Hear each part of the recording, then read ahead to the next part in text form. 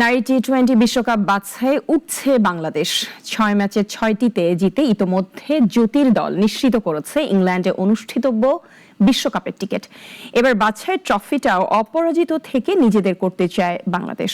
রোববার বাংলার মেয়েদের এই স্বপ্নের সামনে শেষ বাধার নাম নেদারল্যান্ডস। বাছাইয়ে বাংলাদেশের নারীদের মূল লক্ষ্য ছিল বিশ্বকাপে টিকিট নিশ্চিত করা। সেটি ইতিমধ্যেই অর্জন করে ফেলেছে বাংলাদেশ। তবে এখানেই থামতে চায় না জ্যোতির দল। বাছাইয়ের ট্রফিটা সঙ্গে করে নিয়েই দেশে ফিরতে চায় তারা। টি-20 বিশ্বকাপের বাছাই পর্বে এখনো পর্যন্ত অপরাজিত বাংলাদেশের মেয়েরা। গ্রুপ পর্বের 4 ম্যাচের পর সুপার 6 রাউন্ডেও 2 ম্যাচ জিতেছে জ্যোতির দল। সব মিলিয়ে 8 পয়েন্ট নিয়ে সুপার 6-এ সবার ওপরে বাংলাদেশ।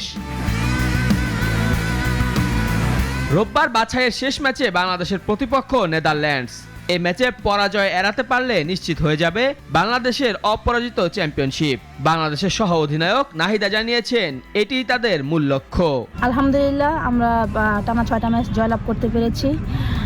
আমাদের আরেকটা ম্যাচ আছে, ইনশাআল্লাহ আমরা চেষ্টা করবো জয়ের ধারা বজায় রাখার জন্য এবং চ্যাম্পিয়ন হওয়ার জন্য। অ্যাজ এ টিম আমরা 3টা ডিপার্টমেন্টে খুব ভালো করছি, স্পেশালি ব্যাটাররা খুবই ভালো করছে, তারা খুব ভালো ফর্মে আছে।